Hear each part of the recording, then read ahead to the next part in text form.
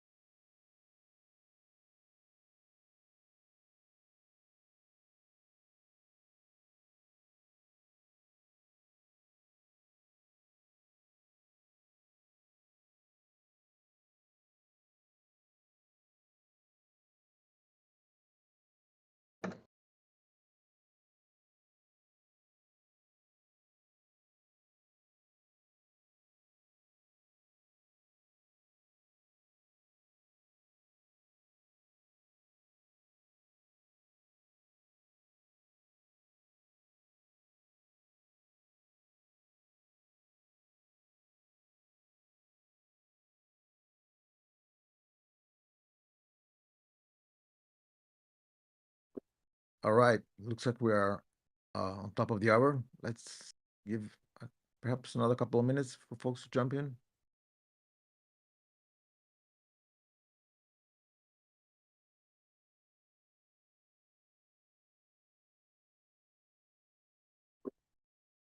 Cheers, Skyler. Fatman. Good to see you here.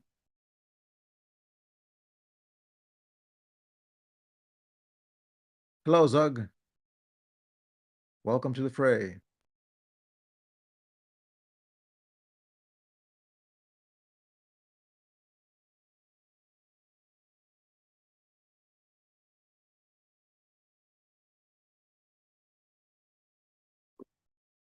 Weasel or Weasel in the house. Please correct me about the right pronunciation.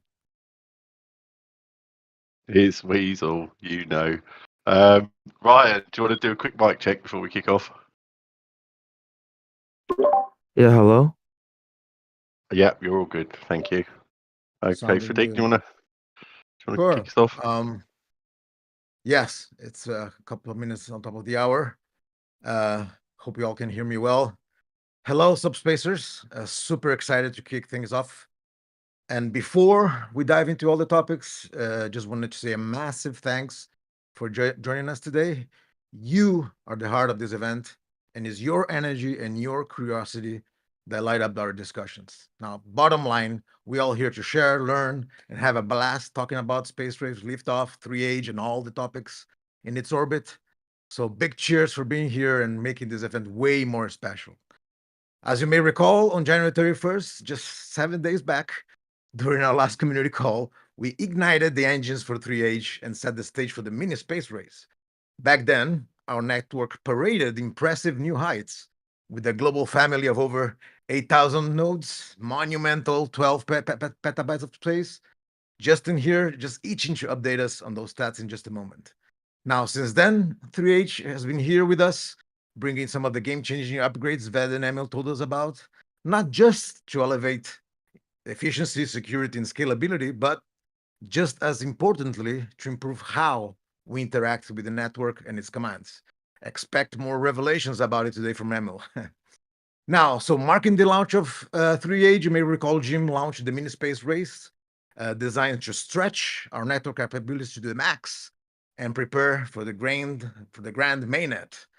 But this is not just a competition, of course. It's a unified mission to fortify our network and lay the groundwork for the decentralized future that we all dream and want to materialize. And just like last time round, Ryan will amp up the fun as usual, introducing captivating contests with prizes up for grabs. Let's go to it. What you have in store for us, Justin? Yeah, hey everybody. As Fadiq mentioned, as we leave 3G, we just wanted to take a moment to appreciate all of what we achieved in that network and look forward to what's coming in 3H. As for status of those networks, so the final stats of 3G, Our highest node count we saw was over 9,000. I believe the highest one I personally saw was in the 9,800 range, which is just great to see that we're just about at 10,000 nodes that we saw on Gemini 3G. As far as the amount of space pledged, we did amazing in that regard, with almost 13 petabytes of space allocated to the 3G network. The last 3G version that we will all have remembered is going to be that February 1st version, which was the last one that we put out there. As for Gemini 3H, we're already rapidly approaching the scale that we saw in Gemini 3G, with our node count already at 4,930, probably even higher than that at this point, as it's continually climbing every few minutes or so. As for the space pledged, well, I guess that's what the whole space race is here for. We'll have to find that out once we see everyone go live with their rewards. As for the latest version on Gemini 3H, the one you'll want to be running today is the Gemini 3H 2024 Feb 5 release. Again, we thank you all for your participation in Gemini 3G. It was great to see how much space and how many nodes we saw participating. And here's to seeing that we can get 3H to even further. And we'll hand it over to Emil, who will be giving us a short migration reminder of switching from 3G to 3H. Yes, thank you, Justin. Hey, everyone. As we revealed last week, Gemini 3H is using a new, more meaningful set of CLI arguments, so you won't be able to run the new network using the parameters from Gemini 3G. And to assist you with those changes, and make your migration to Gemini 3H as simple as possible, we released a forum post that describes the main changes and also updated our documentation. And thank you to everyone who provided feedback on the Discord channels and on the forum last week and helped us to correct our documentation after the Gemini 3H launch. We really appreciate your feedback. And special thanks to Hake Hardware, who pushed the Docker fix PR last Wednesday, and your PR came right on time, and we really appreciate it. One more important note, though. One important PR was merged this week, and we would like to highlight it. You no longer need to specify the blocks pruning and state pruning, as the node is now using these default values. It's using blocks pruning value of 256, and it's using archive canonical as a state pruning CLI argument. We hope that switching to 3H won't be a bumpy road for those who haven't switched yet. So see you farming, developing, and becoming operators on Gemini 3H. It's over to you, Jim. Thanks, Emil. GM. Okay. Greetings, esteemed members of the Subspace community, our trailblazers, our architects of the future. As we gather today, we stand united at a pivotal juncture in our shared odyssey, an endeavour that transcends mere competition to embody the very essence of collaboration and innovation. We are here to celebrate and further the mission of the mini space race, our mainnet launch, dress rehearsal, and a cornerstone in our ambitious journey towards redefining the frontiers of decentralization and laying the groundwork for a future that we collectively envision. The mini space race, in its essence, is a multi-phased odyssey, designed not just as a prelude to our mainnet launch, but as a fiery crucible for testing, strengthening, and galvanizing our network and community. Each phase, Launchpad, Liftoff, and Escape Velocity, serves as a stepping stone towards realizing our vision of a decentralized, resilient, and scalable network. On the Launchpad, we stand shoulder to shoulder, preparing the bedrock of our network. It is here that we have sown the seeds of our future, embarking on this journey with a ceremony of randomness, laying down a genesis block that marks the dawn of a new era.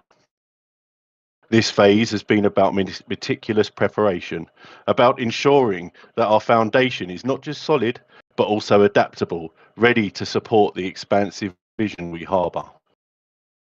As we transition to the liftoff, we embrace expansion and acceleration. This phase symbolises the collective momentum of our community, a testament to our shared commitment and energy. It is here that our network begins to take form. Each contribution, each gigabyte plotted, propelling us closer to our shared aspirations. Liftoff is about inclusivity, about widening our circle and inviting more members to join us in this monumental task of validating and expanding our network. In just a few short moments, we start the race proper, a race with a real prize at the finish line. We will be ending incentivized testnet rewards on Gemini 3G and setting the target space pledged for our farmers to aim for to reactivate those rewards. Not long after, block authorship and solution range adjustment are to be enabled, meaning everyone can farm. You all have skin in the game as we scramble towards the checkered flag and resume incentivized testnet reward pool accrual.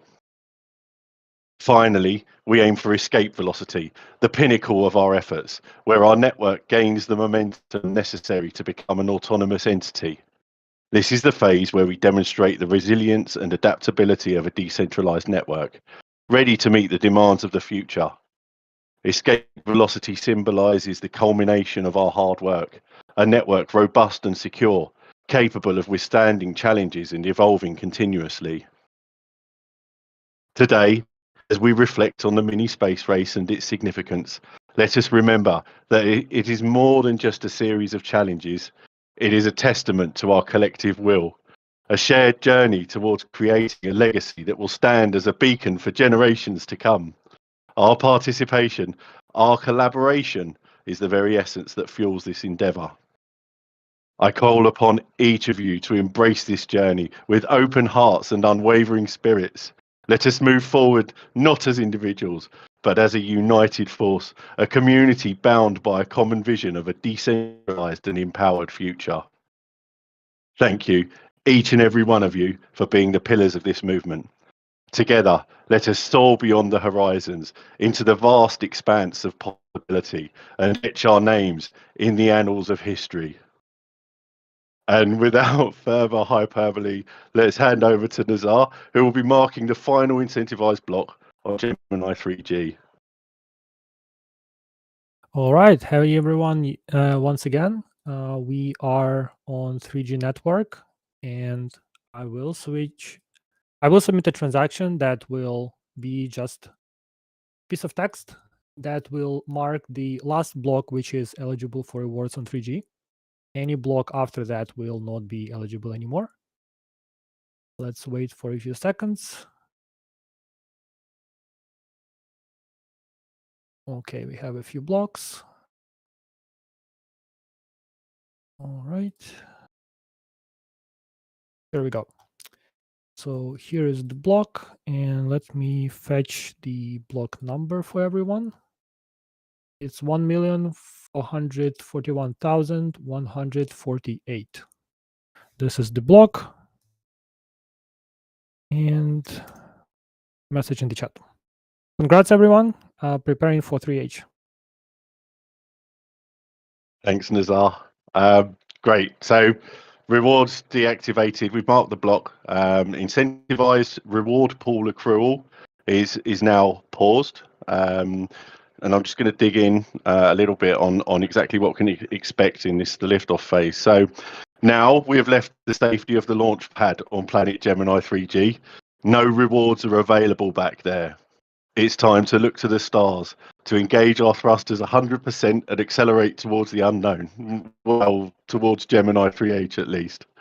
I know that some of us in the audience have already started establishing outposts and colonies on this strange new world, a place where dash validators have become dash farmers, and Subspace are intrigued to discover a new species of run command. But Liftoff is the stage where we all leave the launch pad behind and look to an exciting new frontier. So how technically does that work? Liftoff is the start of our mini space race. The finish line will be announced shortly by Nazar. And remember, this whole endeavor is a dress rehearsal for our current mainnet launch plans. With that in mind, and to mimic the initial stages of mainnet, we have now paused the 0.1% per week incentivized testnet reward accrual. Reward accrual will not resume until we hit escape velocity. I know there's been some small misunderstandings in the community about what exactly is going on with rewards during the space race. Happy to field questions at the end. But to reiterate, this means that the reward pot for the incentivized testnet will not grow from this point until we hit our target space pledged. We have started the space race to reactivate incentivized testnet rewards. We have aimed to set the target to something attainable in days, not weeks, though obviously the exact duration of the pause will be in the hands of our farmer community. And we will bootstrap mainnet in a similar way to ensure that consensus is secure as quickly as possible. And this paused rewards dynamic has been decided on as a way to introduce the same urgency we'll be aiming for and encouraging mainnet beta launch. The finer details of how we start the mini space race, which Nazar is about to do, we're going to set a target space pledged. We're going to set initial solution range, which sets initial farming reward difficulty. We will we will enable solution range adjustment, which scales the difficulty of farming based on the amount of space available on the network. And we will enable block authoring by any farmer. So far, that's only been something the Genesis farmer could do. But this means that farmers will start to see their successfully signed reward hash log messages, but there will be no block or vote rewards, and therefore no TSSC in your wallets until we reach our goal. So yeah, you're looking for those log messages. Reaching the target space pledged is where you're going to start seeing TSSC accruing in your wallets and block and vote rewards being distributed. Once Nazar has initiated the liftoff in the next part of the call, it would make sense for any farmer who's not already done so to start plotting as fast as their rigs will allow them to. Seen some wonderful rigs in the hardware channel recently. Remember that having the first sectors plotted on a new network is a great opportunity to build up your amount of incentivized block and vote rewards. And as we know, they will be converted into mainnet rewards a little further down the road. Finally, a note on reaching escape velocity. We will be keeping a running commentary with the community on how we're progressing towards our goal. Our aim is to hold an asynchronous event in Discord as we cross the finish line. This could happen at any time of the day or night, so we expect there to be a similar vibe to the Ethereum merge event last year, waiting for a particular block to pass. I, for one, will be staying up way past my bedtime as required to see those final few gigabytes tick over and the return of incentivized testnet rewards on the new network. And we hope that you will join us for that. But we will, as usual, provide a comprehensive roundup on the forum for those who are unable to. And so, this is exactly how we embark on this next exciting phase. Now, get your helmet on, grip your thruster control, hover your thumb over the launch button, and keep your eyes to the skies as we enter the final countdown. Nazar, could you unveil our target and talk us through the transactions required to lift off in a little more detail, please? Absolutely. So as Jim mentioned, we have essentially two numbers. Both of them are measured in solution range, a fundamental concept in our protocol, but effectively they are equivalent to a particular space pledged by farmers, by you, to the subspace network. The first number is the initial solution range we set for the block production. As you remember, there was just Genesis farmer that was producing blocks up until this point, and the solution range was set to just 1 gigabyte so that we don't have to plot for weeks just to produce some blocks and see the history. However, we know that a lot of farmers have already pledged quite a bit of space. So we set initial solution range to be equivalent to 1 petabyte pledged. And that means that we may have more or less frequent block production in the nearest future that will adjust over time to whatever the actual space pledged is. However, before all of you can actually get rewards, in addition to just producing blocks and votes, we need to reach a second number. And judging by the capacity we had on Gemini 3G, we set the target number for the escape velocity to 8 petabytes. So that is how much space the network, the community as a whole, has to pledge before rewards will be automatically activated on chain. So I will submit the transactions right now on Gemini 3H that will enact all of those things we have just mentioned. Let's see. Fingers crossed.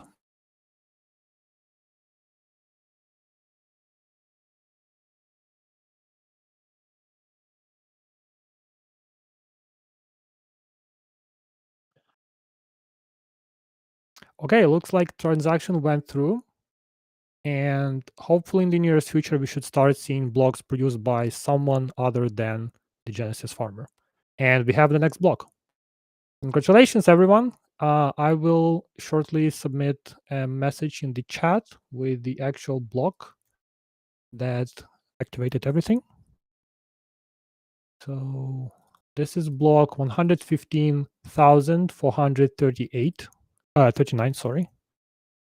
Let me paste the message. So the race is on. Pledge as much as you can, as soon as you can. The first of you who have pledged a lot of space by the times we reach the escape velocity will get the first rewards. Thanks, Nazar. So it's officially kicked off. If you've not got your 3H farm plotting, now is definitely the time to do it. There's nothing left on Gemini 3G.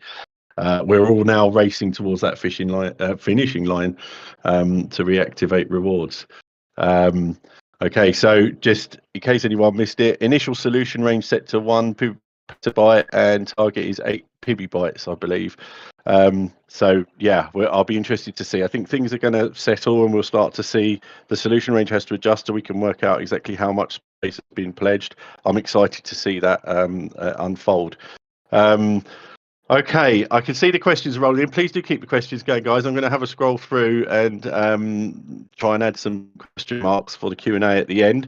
But up next, we've announced, or we've been running a number of community initiatives to run alongside this mini space race. So we've been running the scavenger hunt. We've unveiled the hardware channel. We've also got some news about the meme contest as well. But to kick us off, I believe Justin's gonna launch into announcing the scavenger hunt results. Definitely. So I wanted to just give everyone a bit of a taste of some of the questions we saw in the scavenger hunt, and then we'll dive into the winners. This is just some of the questions, some of the ones that I thought were the more interesting questions that we had. But for all of those who are curious about all of the answers, those will be included in the forum post at the end of the call. So on day one question we had was, which GitHub user created the Docker Compose generator from our docs? And that answer for that one is EXT Sunset. First community member who got the answer in on that one was Zulkus. Day two, another good question we had was, what staff member processed the proof of time commitments block in our latest in our proof of time community event? As many of you all will know, it was the same person who just produced the last blocks, which is Nazar. For day three, one question that I think will be near and dear to a few of the people on the stage is, how many ambassadors have been hired for full-time roles at Subspace? Those of you who have been with us for a long time will know that is 2, and that is Emil and Jim, who we have up here with us currently. Day 4 was kind of an easier one. At least most of the questions were a little bit on the easier side. What framework is the Subspace network built on? This one's pretty rudimentary, but it is Substrate, the same framework that is built for Kusama and Polkadot as well. Day 5. Now this one, I think, is a great testament to how broad and global our community is what continent does not have a Subspace farmer running on it? And if you factor in all of our versions of networks, the only continent that has never seen a Subspace node is Antarctica, which maybe we can change that if we can get a hold of some scientists. For day 6, one question that we had listed was, what framework is our documentation built on? It is Docusaurus. So if you're looking to participate in our docs contest and looking to get a little bit more familiar, Docusaurus would be the place to start and give you a bit of an edge on how you can improve our documentation. And for our day 7 question, one of the questions we asked, this one's one that we don't talk about a lot, but I think is important, is what is the name of the smallest denomination of a Subspace credit? So in Bitcoin, what they call them sats, what would be the subspace credit equivalent? And it is actually a Shannon, named after Claude Shannon, the father of information theory, and an extremely prominent computer scientist and cryptographer. So our smallest credit is going to be called a Shannon. Overall, taking a look at all of the days and the timeliness and the completeness of all the answers, we had two people who it really came down to. It was between Wang and Zulkis. Looks like Zulkis did take the W in this case, beating out Wang by quite a few questions. So that $50 USDC prize does go to you, Zulkis. Congratulations. We will continue to do more scavenger hunts like this, and we're trying to kind of expand the idea, and improve upon it. So definitely stay tuned as we move forward to future community events. Beyond that, I'll hand it over to Emil, who's going to run through our hardware competition. Thanks, Justin. And thank you to everyone who submitted their Subspace setup and journey to our new hardware channel, and participated in our setup and storytelling contest. We received over 30 great submissions and enjoyed some awesome discussions about user setups. Keep those discussions going, everyone. We love reading them. And now it's time to reveal the winners. After careful review, the Subspace team voted for the best setups and stories that you provided. And here are the results. So let me just share my screen. Let's give it a few seconds to load.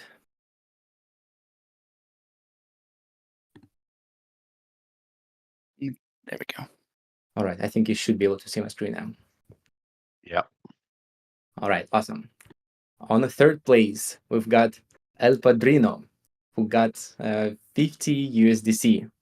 And El Padrino runs two nodes based on Xeon's 2677 with the 16 gigabytes of RAM, and Xeon 2663 version 3 with the 16 gigabytes of RAM and 2 NVMe drives. We love your Subspace journey and your setup evolution and challenges you overcame. So yeah, you are our third place winner and you get 50 USDC. Congratulations. And here is the initial message. On second place, we've got Capybara, who has 4 bare metal servers, 3 of which are also timekeepers. And these servers are Intel Xeon E5, Intel Core i5 14900K. And also like 3 of them are Intel Core i9s 14900K. Capybara also runs 6 dedicated servers based on AMD Ryzen 9. Also as timekeepers on different data centers. Impressive setup, Capybara. We cannot thank you enough for running those timekeepers and making securing Subspace network. And you on the second place, and you got 100 USDC. Congratulations. And for the first place, drum roll, everyone, please. On the first place, we've got Wesel. We were impressed by the clean and powerful setup and your Subspace journey. You've also been helping farmers and shared best practices with the community, which we hugely are thankful for. Wesel has the Subspace world based on either 13,900 or 13,700K or 14,700K with either 64 or 96 gigs of RAM. There is also a standalone farmer based on dual EPIC 7742 with 512 gigs of RAM. And overall, it has over 256 terabytes dedicated for Subspace. We cannot find any other words other than just impressive. So Wesel, you're our winner, and 150 USDC is yours. But we would also like to highlight a few honorable mentions, a few submissions that we really loved, but who didn't make it to our top 3. First one is Trader Shard. It was amazing. We really loved reading about your subspace journey you went on with your daughter. And your setup is great and it's looking super clean. But unfortunately, yeah, you didn't make it to top 3. But overall, great journey, great setup, and we'll love reading those stories. Another honorable mention goes to Sparks 60. And that setup is IT recycling at its best. Spark 60 is using 10 years old computer with 112 400 gigabyte SAS SSDs spread across 3 computers. And that's such a cool setup. We know that Subspace does not require a lot of CPU power. So it's really cool to see that this kind of setups are working for the users. So yeah, as I mentioned, ID recycling at its best. And of course, there was one more submission that we cannot skip, and that's Deutscher setup. It's you can probably barely see it here, but right underneath the servers, Deutscher got some plants. So makes it farming on Subspace as green as possible. Yeah, absolutely great seeing this setups, guys. Yeah, once again, thank you for everyone who participated in the contest. It was really, really amazing to see and read about your setups and Subspace journey. Thanks everyone for participating. And Ryan, I'm handing over to you for the meme contest.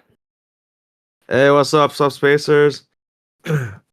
So, as you guys know, we're running the Gemini 3H meme contest. Because you guys submitted so many memes, there's an issue with our cooldown, so we are extending the contest to when the space velocity section, escape velocity happens on the mini space race. I hope you guys understand. The links and the forum post is updated for this. So if you guys have any questions, feel free to reach out to me. Escape velocity is really dependent on how much you guys farm. So keep checking it out and keep submitting your memes. The prize stays the same, $300 total you can win. General community favorite, Subspace Staff favorite, and Subspace Ambassador favorite. So never stop memeing. Yeah, people are asking for Galxe codes. We do have a Galxe campaign for today. Thank you guys for coming. Keep coming for the Q&A later today. The code is Apollo. Let me type it out.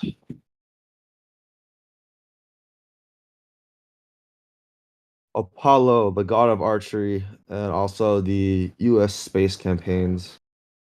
So get some points for that. We do have a hat giveaway for the top 5 in Galxe, and these points do count towards that. So feel free to put in the code and let me know if you have any questions. Besides that, back to you guys, Jim. Thanks, Ryan. Amazing, guys. I'm feeling the love in the chat today. It's been an absolute blast reading about your hardware. If there's one thing we love more than reading the story, it's seeing some pictures or watching a video. It's just really great. And I'm always amazed by the ingenuity. I see some 3D printing being in the mix, and the support that you're giving each other as well about, this HBA card is compatible with this setup. This is how many hard drives you can squeeze out of that motherboard, that number of PCIe lanes. Absolutely love reading it all, guys. So yeah, keep it up. The hardware channel's here to stay. Readers, rigs, whatever you want to call it. Please do keep up the bants in there and in general. Okay, I'm gonna segue now into the Q&A section. So excuse me, I'm going to ask if anyone else on the panel wants to help me out. I'm going to be going through looking for question marks. I'm going to go right back to the start. Yeah, I've got the first one ready for you, Jim. Oh, shoot, Justin. So Walahilo subquery asked, do we have any DApps for testing? Okay, that's a great question. Hello. Hello. Okay. So I also noticed another question that came in actually further down. So I'm going to do a double whammy here. Do we have any dApps for testing? Not right now. Hello. The reason being is that our EVM domain that we deploy dApps on is called Nova, and it's currently attached onto 3G, which we are basically going to wind down now. There's no pressure to turn it off. If anyone wants to do some experimentation, it's going to be there for a while. All the while we have farmers on the network providing consensus, and all the while we've got operators executing transactions, it will stay up. But we are now looking to deploying Nova on 3H. It's not there right now, but it will be coming soon. The second question, so to answer yours, have we any dApps for testing? Not really, not at the moment, because we are in between our networks. We are planning in the near future to be announcing some initiatives to, try and foster some participation to deploy dApps on Nova on 3H. Now, the question I spotted further down was that would that be incentivized? We have some targets. We've got some things that we'd like to see deployed. Some we're gonna do within the team, but some we'd love to get community involvement with. Certainly, as far as incentivization goes, we're probably going to run some initiatives to try and kickstart that process. But if you're a specialist, or even if you're an intermediate dApp developer, please do reach out, because there's definitely a conversation to be had, and there could well be an incentivization structure that we can arrive at that would work for both of us. So I'm not sure whose question that was. I'm going to try and get to it in a bit. But thanks for the question, Wally. Hello. Okay, Inutik. Maybe it's not yet time for QA, but for note, what minimum limit will be to start the operator in 3H? 100 TSSC. So Inutik asking what the min stake will be on the Nova domain on Gemini 3H. The short answer is it's not set yet, Inutik. We will be providing updates as we go along, but we don't have a target number set. At least I haven't seen one. If anyone on the call is able to correct me, please do in the chat. I'll jump up on stage. Okay, I see people enjoyed the speech. I'm pleased about that. Allegations of AI assistance. Okay, I do write speeches. I'm sure people have seen me doing it in Notion. Okay, feeling the love there. Thanks, guys. Next question. Stop giggling. Okay, it is serious. Okay, right. A list of questions. Here we go. It's Lazy Penguin. I'm back at 1617. Hey guys, as usual, a few simple questions that keep me awake. When will the results for Stake Wars of Gemini 3G network be published? Good question. Some of you have noticed that there's a work in progress section on the Explorer where we are working on allowing you to search your wallet to see what your previous testnet rewards have been. It's not finished yet, but I'm pretty sure that we will have something like that, a way that you'll be able to see your results from Stake Wars. So that will be something for operators and also something for nominators. I think they might be the same, actually. I'm not entirely sure how that's going to work. Again, if anyone in the audience wants to give me an alignment on that, I'd be very happy. Is it expected to introduce GPU in Gemini 3H phase? I don't believe so. I've not heard that it will be in Gemini 3H. No. Will Gemini 3H be the same as mainnet? So Gemini 3H will be a different network to mainnet, I think you're asking there. So yeah, you won't just convert your plot, like it won't just suddenly tick over into 3H. Mainnet will be another network. So if you think about it, would be like going from G to H. It's the same process. When will the project tokenomics be published? I'm afraid soon. TM. Penguin. I don't have any update on that for you. Nothing that we haven't spoken about on previous calls, I'm afraid. Nothing new there. Okay, just done. Arkan, can I find the code on Galxe task via this AMA? Hopefully you hung around and you've heard the code from Ryan. It was mentioned a few short minutes ago. Nicola 12 DASD. Do we have information about currently pledged space on 3H? So I can see the link has been posted in the chat. I haven't actually had a chance to check it. Right. So something to point out here is it's a little bit complicated. So the current amount of space pledged is calculated by the solution range. The solution range basically it narrows, if you like, as more space is pledged. It becomes harder for a farmer to be able to find the solution. That's how we increase difficulty based on space pledged. Now, we've had an artificial one in place while the Genesis farmer was running, and Nazar has also just set the solution range to 1 PB. So if I look on the Explorer right now, the link is in the chat, I can see that it's set to 1000 TB. I believe it's every 2016 blocks there will be a solution range adjustment, and Jeremy, who's very good with maths, much better than I think he said we should be accurate in about two or so adjustments. So I'm expecting it to be kind of in the next few thousand blocks we'll get visibility, but I'm excited to see that number go up on the Explorer. You can actually estimate it a little bit if you go to telemetry. In telemetry, there is a number of average time. And since our block production is configured to be every 6 seconds, and we do have blocks produced way faster than that, it means that we are over 1 petabyte of space already. But how much exactly we will know once the solution range adjustment happens. Thanks for keeping us honest there, Nazar. Okay, so there's a way to eyeball it under telemetry. Excellent. Okay, Quinn, who I have to point out, Quinn, I don't think I've acknowledged the help that you provide everyone. You're a great community member, always there, always helping people, and I thank you. Let's see, what's your question? Should we be seeing any changes automatically take place in our Feb 05 3H farmer and node logs, or do we need to update? You don't need to do anything, Quinn. You just need to carry on doing what you were doing.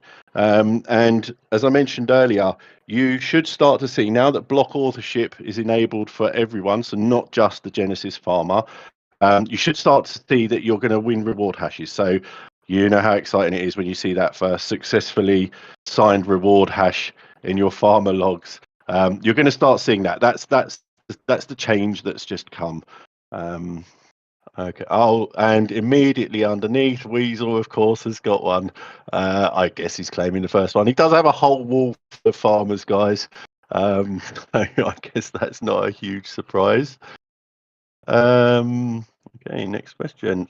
Nick 8319. Okay, so I found the second half of that question.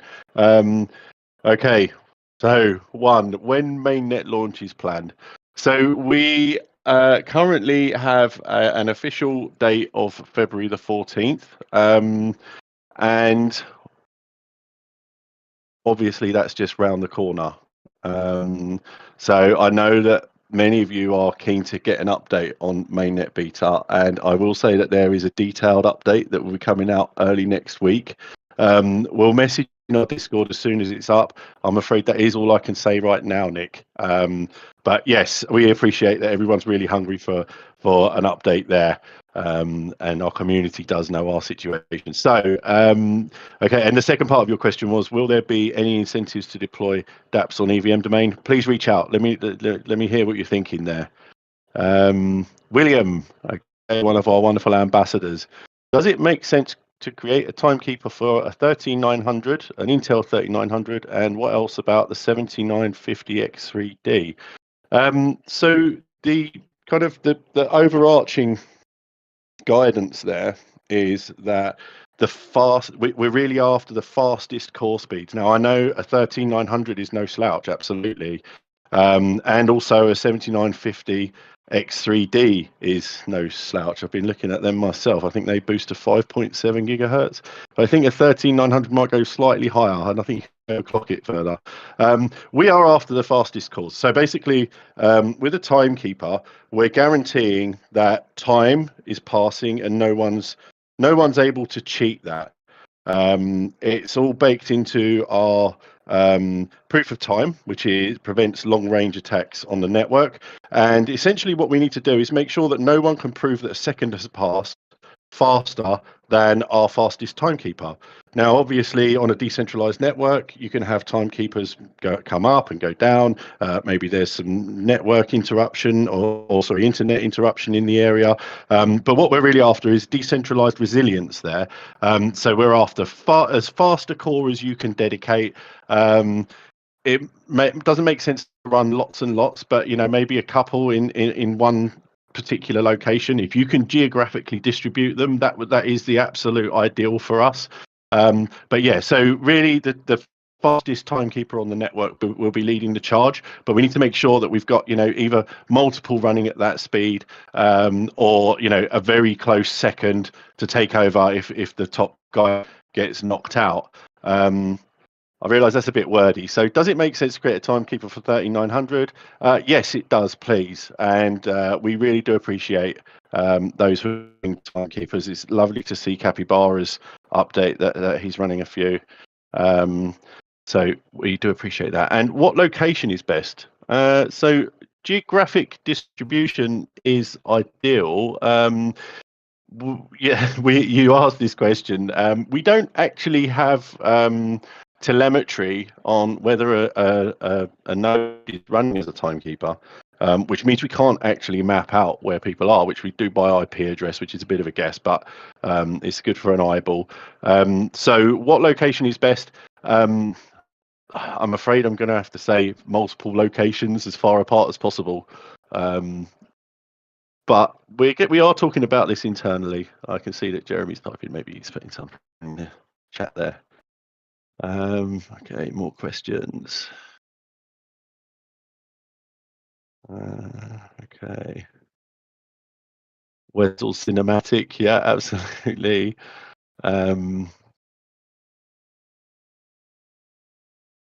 Okay. Oh, I'm struggling a little bit here, guys. Anyone else on the stage want to jump in with a question? I'm scrolling for a while now. I'm not seeing any question marks. Let's see. I saw a couple here that I think we missed. Okay, so I've just found one, Weasel. Okay, so we are aware of this. Can we do anything about the one-word posts that have taken over the Discord channels in the last day or so? I woke up to over 300 messages in the general channel, and it makes it hard to see relevant information. You're not alone. I'm going to throw you the hug emoji.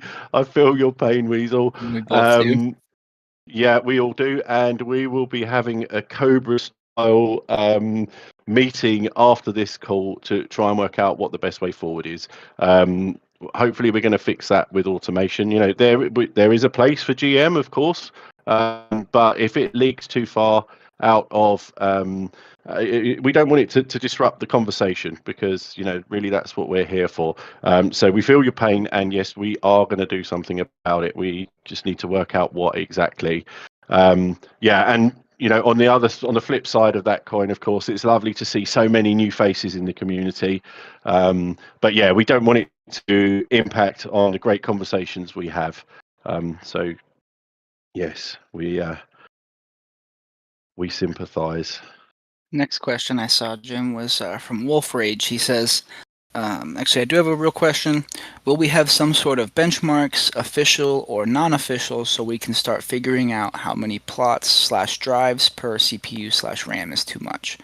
I've got like 25 terabytes each on a 3900X and a 5800X, and I have no idea if that's going to be overloaded or if it could even do more. To have a dashboard would be nice, kind of sort of thing. So I think. Right. Oh, sorry. Go on, Justin. I was just going to say, so we do have benchmarking built in. So there's different types of benchmarks that you can actually run on the plots and on your node and things along those lines. But I don't think we have like a centralized source, where you could reference other users' experiences. So I know that there is a certain lazy flightless mammal in this very chat who has proposed putting together actually not a mammal, bird, sorry. I was going to say. Lazy Penguin has discussed this. So we are keen to see our community help us with this. So what we envision as something useful here, it has come up a few times, do we have a central resource where I can look up my CPU and my RAM speed and my hard drive, my SSD speed, and can I work out the theoretical limit? Obviously, we don't have every permutation of hardware available to us on the team. So we are interested in collating that information, but we need it to be sourced from the community. I am hoping that an ambassador or a member of the community will take the initiative there. Maybe it's a Google sheet that we share and just start filling out. I feel like we just need to get something off the ground. Doesn't have to be super polished. We can always put it into something a bit prettier later on to present the information. There's a gap there, most definitely, Wolf Rage. But we need some help to kind of corral the community. And if anyone feels like helping us out with that, please do reach out. Maybe it's something where the community and ambassadors can collaborate. Love to hear your ideas. But yeah, there's definitely there is a lot of community wisdom in the farmer channel. So if you have a specific model in mind, you can maybe ask and someone will be able to reply. But consider like someone from community, doesn't have to be like ambassador or subspace team. Just create a repository, put your CPU in there with your research, and then allow other people to submit their CPUs. And you can collect all of that information in one place. I think GitHub with ability to submit changes is a pretty good tool for that purpose. Just takes one person to start it. Right, Wolf Rage. I know you're no stranger to a pull request, so maybe you want to light the fire. Yeah.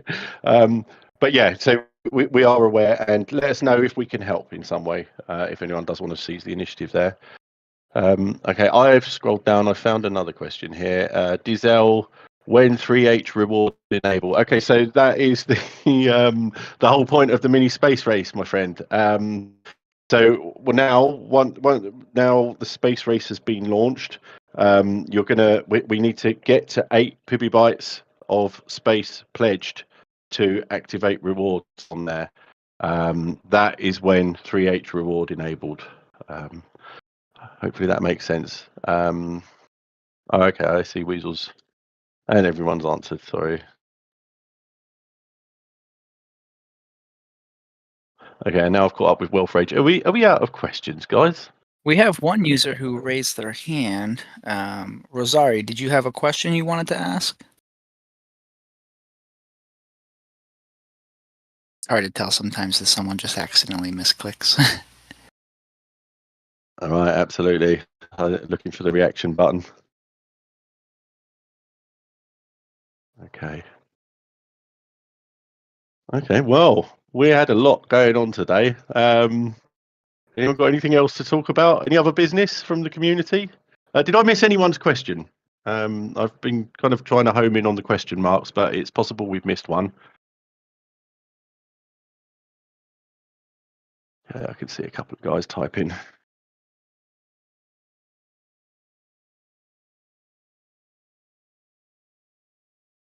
think the big question is who's writing your speeches there, Jim?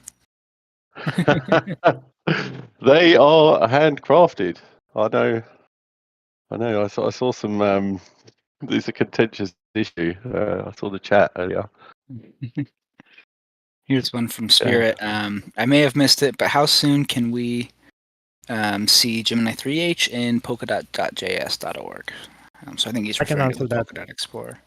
We have submitted pull request like last week. It is under review by the team maintaining the Polkadot.js apps.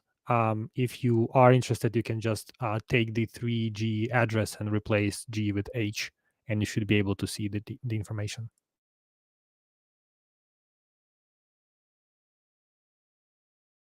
Is that correct, what I've just put in there, Nazar?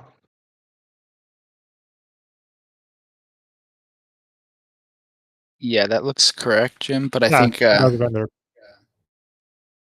it won't. You have to actually have the URL like pre-filled. Versus once the pull request is submitted, you'll be able to see it on the drop down of the test networks. Oh, when we can select it. Sorry. Okay. Right.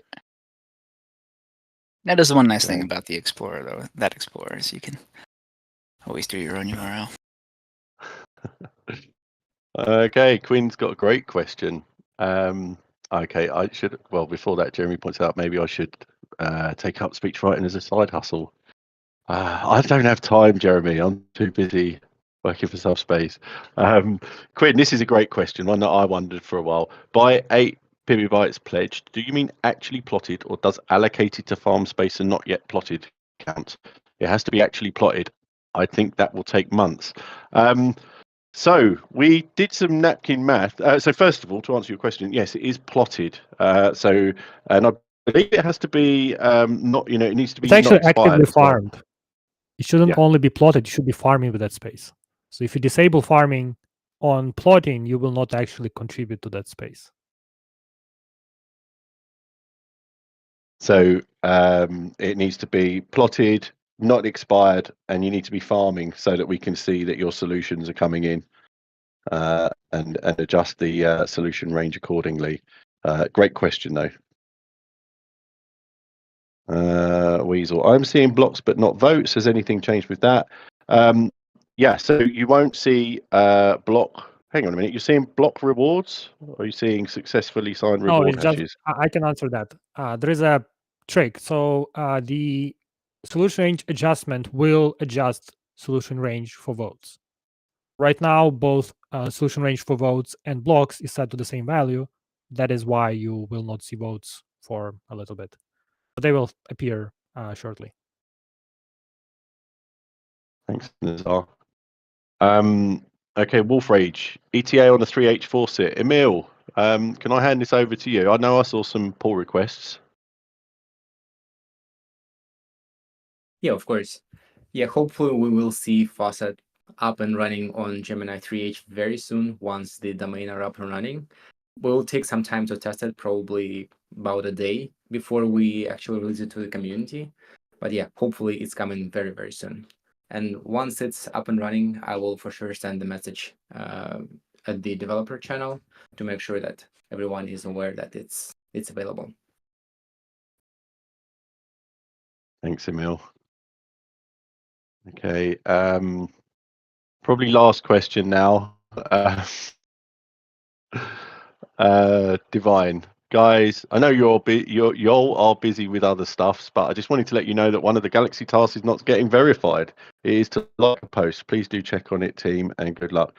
Divine, could you ping me the URL, please?